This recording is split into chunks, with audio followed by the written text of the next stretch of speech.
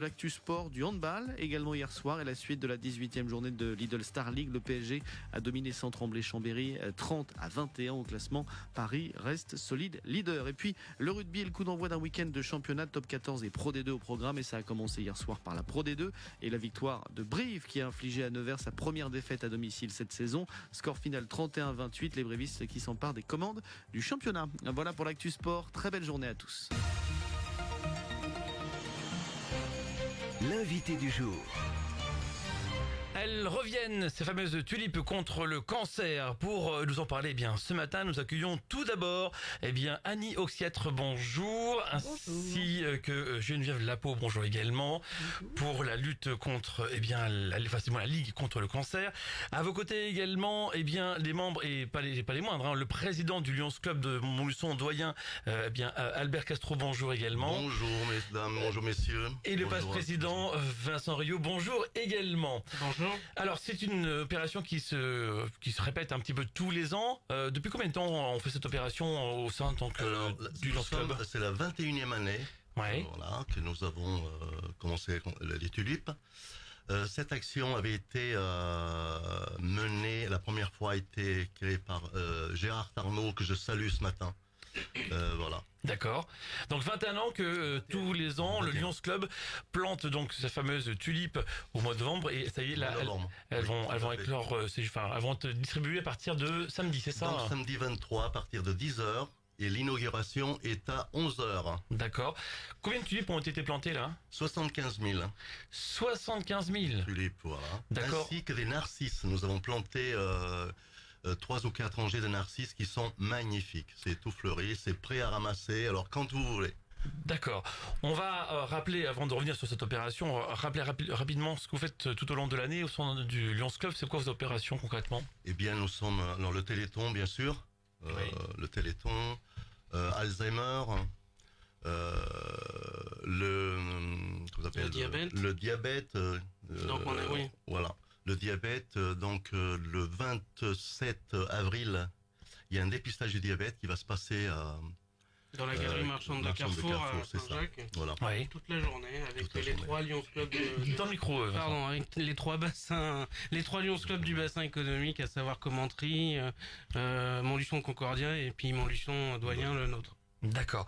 Combien de membres au sein du Lions Club Montluçon-Doyen ? Nous sommes 24 aujourd'hui. 24 membres. Très actifs, j'imagine, pour faire tout ça, j'imagine. Oui, et puis je pense il va y en avoir un ou deux dans l'année qui est censé rentrer dans notre club. D'accord. Voilà. Donc de redynamiser un petit peu, parce que c'est vrai qu'il est un petit peu vieillissant, donc voilà. En même temps, c'est le club doyen, c'est un peu logique. C'est ça. Donc, comment fait-on pour rentrer ? Faut connaître quelqu'un ou il faut un parrain. Tout le monde. Il faut un parrain déjà. Bien sûr, faut pas avoir fait de prison. Faut aimer déjà, donner de son temps, donner de soi. Tout ça, quoi. D'accord. Et c'est à partir de quel âge ? Parce que si c'est un club doyen, j'imagine. Il n'y a pas d'âge. Il faut être majeur, bien sûr. Être majeur et puis avoir de la volonté pour aider les autres. Pour juste info, la moyenne nationale, c'est un petit peu plus au-dessus de 60, mais en général, les Lions rentrent après 35 ans. D'accord. Faut une certaine maturité, c'est ça en fait. C'est ça. Oui, parce qu'avant en fait on a ce qu'on appelle les Léo, c'est des clubs pour les plus jeunes en fait. D'accord. Club service, c'est qu'il y a plusieurs clubs service avec plusieurs agents. C'est ça l'idée, Ouais, tout à fait. Oui. D'accord. Parlons un petit peu de la Ligue contre le cancer avec vous, mesdames, un petit peu. C'est important pour vous cette opération des tulipes, expliquez-nous. Vas-y, je t'en prie. Allez-y. Oui, c'est important parce que on a beaucoup de plaisir d'abord à travailler avec le Lions. Ils sont très très accueillants, nous allons dire. Et puis ça fait connaître la Ligue aussi, en plus. On a une action un peu plus vers les malades. Et on peut en parler là. Bien sûr. Oui. Sur la recherche surtout, tout l'argent récolté, et puis la Ligue nous donne, les Lions nous participent beaucoup aussi à ça. Donc c'est sur la recherche le plus important, et nous on en est très très contente, et tous les ans on peut vérifier que l'argent va bien là où les gens ont donné. Parce que les chercheurs viennent faire des comptes rendus de leurs recherches. D'accord. Qui sont très très importants. Justement, vous parlez des chiffres, ça rapporte combien cette opération, par exemple, des tulipes ? L'an dernier, on a récolté à peu près 3000 €, il me semble. Il y a des années où on va jusqu'à 7000. 10 000, nous avons eu aussi des années, 10 000, 15 000, on a vu jusqu'à 15 000 il y a quelques années. Hein. Moi, j'ai pas connu cette période-là, j'avais moins de 35 ans. Je ne savais pas compter, c'est pour ça. Non, c'est une question d'âge, d'accord. Mais en moyenne, si on fait 5000, on va dire que c'est une bonne année, sachant que cette année, apparemment, Albert s'est rendu sur le champ. Il y a beaucoup de fleurs, donc on espère faire une belle année cette année. Donc Annie et Geneviève, donc pour la Ligue contre le cancer, tout au long de l'année, vous faites quoi concrètement? Vous avez des opérations sur Montluçon? Oui, il y a des opérations sur Montluçon. Par exemple, jeudi prochain, le 28 mars, il y a l'opération de dépistage du cancer du côlon. Donc il y aura un gros côlon en plastique sur la place Piquant. On peut voyager à l'intérieur et dialoguer avec des infirmiers, avec des gastro-entérologues, avec l'équipe de bénévoles et savoir comment on peut se dépister et en cas de lésion, comment ça peut se traiter. D'accord. C'est important donc le dépistage, éventuellement parler un petit peu en amont de ce genre de problèmes. Oui, je pense que une grande part de la Ligue, c'est le dépistage, hein, même si la plus grosse partie va à la recherche. En 2018, nous avons financé cette équipe de recherche de la région Auvergne-Rhône-Alpes pour près de 90 000 €. D'accord. Donc Montluçon a apporté 90 000 €, c'est ça? Non, c'est tous les bénévoles et puis les actions qui se font à droite et à gauche. Et les tulipes. Et les tulipes. Et on ne les remerciera jamais assez parce qu'en plus, c'est formidable, 6 mois à l'avance de penser... à planter les tulipes, à planter les oignons, voilà, bien s'occuper de ses oignons, si j'ose dire. Voilà. Et puis chacun ses oignons. Hein. Voilà. Et puis 6 mois après, en ayant invoqué les dieux des uns et des autres, espérer qu'il va faire beau temps pour que la vente se fasse. Alors donc la Ligue contre le cancer sur Montluçon, vous êtes présente, vous avez des permanences, choses comme ça. Expliquez-nous un petit peu comment vous fonctionnez. Il n'y a pas de permanence, mais on travaille en partenariat avec l'entraide cancer du sein. Oui. La Ligue soutient Vichy, soutient Moulins et soutient Montluçon via l'entraide cancer du sein. D'accord. Et il y a des permanences. D'accord. Vous êtes nombreux sur l'agglomération? Sur Montluçon, on est en active à peu près 25-26. D'accord. Vous recherchez du monde, vous cherchez des choses, allez-y, profitez-en. Hein. Hélas, non, on recherche surtout personne. Je vais vous dire pourquoi, parce que nous sommes une association de malades. Ouais. Et hélas, quand on vient nous voir, c'est qu'on est malade. D'accord. Donc, et on n'a pas besoin de rechercher, les gens viennent tout seuls. Ouais, malheureusement. De plus en plus de jeunes. Est-ce que vous avez besoin de moyens? Expliquez-nous, parce que c'est peut-être le moment aussi de lancer un appel par rapport à des moyens autres que... L'entraide cancer du sein a toujours besoin de moyens. Il y a la Nérisienne qui rapporte pas mal d'argent, de plus en plus. Et puis on a toujours des bonnes idées, comme en ce moment on finance le petit déjeuner avec brioche et pain frais tous les matins à l'hôpital en service de cancérologie. Oui. On finance une partie de la télévision.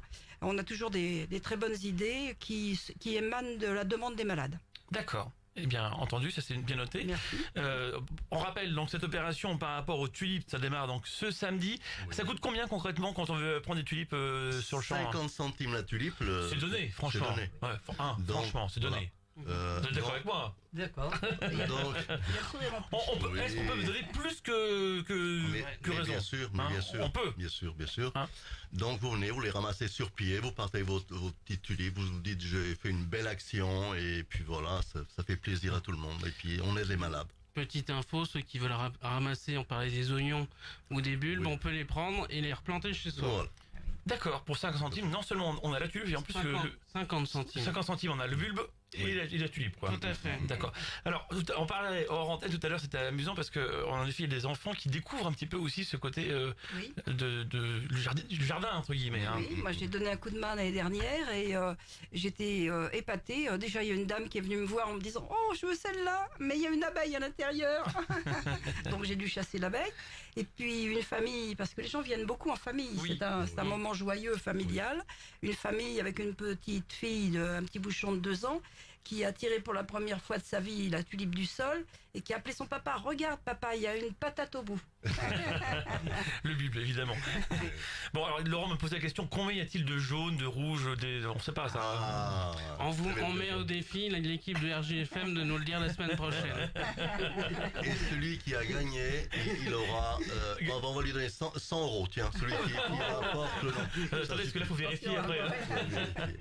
En tout cas, on rappelle, donc, le champ des tulipes, c'est ouvert donc, à partir de ce samedi, à partir de 10h. Après, on peut y aller quand on veut, c'est ouvert toute la semaine.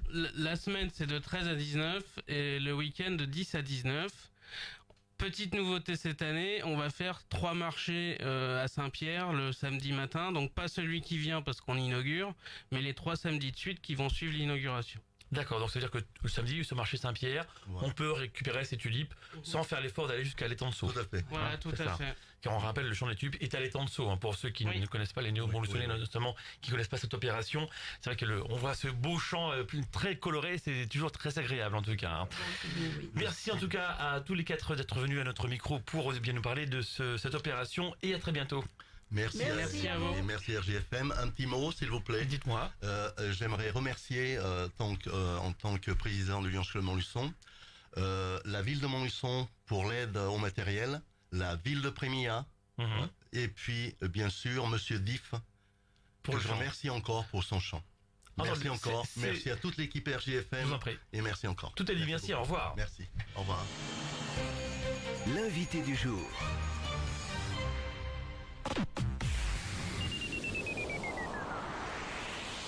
Attention, c'est parti. Qui est le spécialiste menuiserie PVC, aluminium, mixte et bois dans la région ?